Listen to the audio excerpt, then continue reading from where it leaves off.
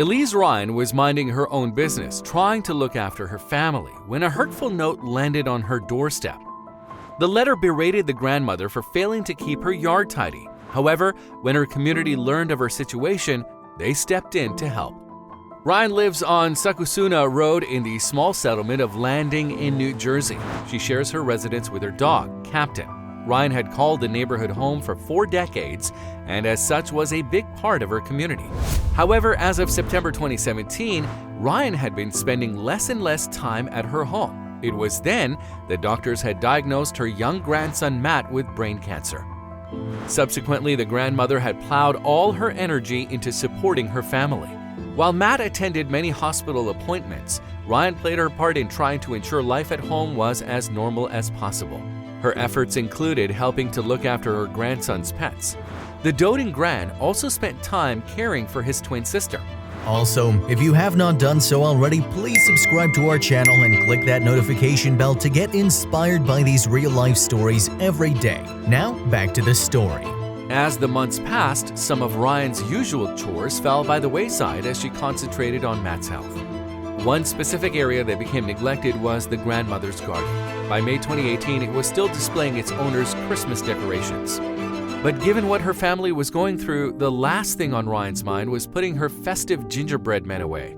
In May 2018, the grandmother was explaining her messiness to local TV station CBS New York. Unfortunately, this is a very bad time in our life, and yes, I am slower than usual, she admitted.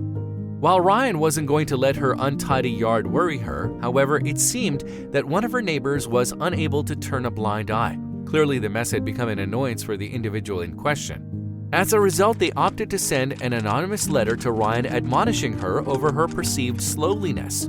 The scathing note received by Ryan pulled no punches. It began, "Please take some time and clean up your property. If you found the time to put up Christmas decorations, perhaps you can find the time to take them down." However, Ryan's gingerbread men weren't the unnamed neighbor's only bone of contention. "Clean up the leaves and twigs," the letter continued. "There is usually trash on your sidewalk or in the road after the animals go through it on Tuesday night. That is never cleaned up. Show some pride in your property and the property of your neighbors." Responding to the unknown writer's jibes, in May 2018, Ryan told regional TV station News 12, "I'm never home on the weekends. I'm over at my daughter's house. And when I do see it, I do pick it up, and it says that I should have more pride in myself and my property and my neighbor's property."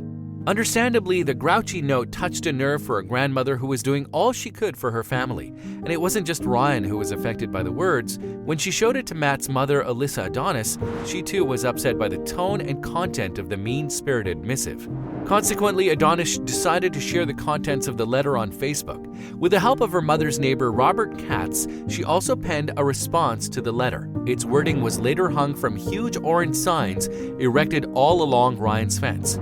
The no-holds-barred reply read, "To my neighbor who left me a nasty letter about my yard in my mailbox and didn't sign it, my priority is my 10-year-old grandson who has been in the hospital fighting for his young and precious life." Revealing how Ryan's lifestyle had been affected, the signs went on to explain, "I have been busy caring for his twin sister, their house and pets. I pray that next year all of my priorities are as simple as leaves and twigs." Ryan's retort was hard to miss, and coupled with her daughter's social media post, it didn't take long for word of the grandmother's ordeal to spread. As a result, in the days that followed, hundreds of Ryan's friends and neighbors descended on her property to participate in a mass cleanup. The helpers, many of whom included Matt's classmates from Roxbury High School, all pitched in to rake leaves and pull out weeds. One local even cut the grass on a ride-on mower. Another brought a leaf blower to aid the big clear-up effort. After seeing Ryan's friends' neighbors come to her aid, Adonis expressed her gratitude to the Landing community. "People responded to hatred with love," she told News 12 Connecticut.